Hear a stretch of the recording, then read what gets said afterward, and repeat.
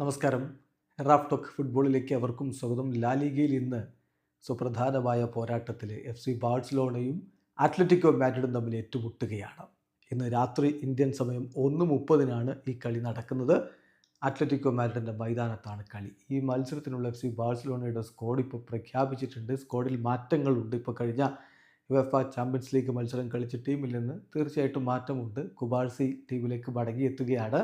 അതേസമയം Ansu Fati ടീമിൽ ഉൾപ്പെട്ടിട്ടില്ല എന്നുള്ളതും ശ്രദ്ധേയമാണ്. ബാഴ്സയുടെ സ്ക്വാഡ് നമ്മൾ നോക്കുകയാണ്. സ്ക്വാഡിലുള്ളത് Cubarsi, Balde, Ronaldo Araujo, Inigo Martinez, Gavi, Ferran, Pedri, Robert Lewandowski, Raphinha, Inaki Pena, Pablo Torre, Fermin, Casado, Pau Victor, Lamine Yamal, Olmo, Frenkie de Jong, Kounde, Eric, Szczesny, Kochen, Hector Fort, Gerard Martin. ഇതാണ് FC ബാഴ്സലോണയുടെ ഈ മത്സരത്തിനായിട്ടുള്ള squad. തീർച്ചയായിട്ടും ബാഴ്സയുടെ വിജയം മാത്രമാണ് ആരാധകർ ഇന്ന് ആഗ്രഹിക്കുന്നത്. കാരണം ബാഴ്സ വിജയിക്കുകയാണെങ്കിൽ അവർക്ക് ഒന്നാം സ്ഥാനം തിരികെ പിടിക്കാൻ പറ്റും.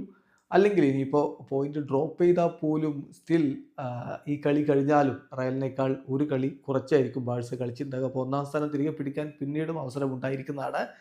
പക്ഷേ മറ്റൊരു കാര്യമുണ്ട്.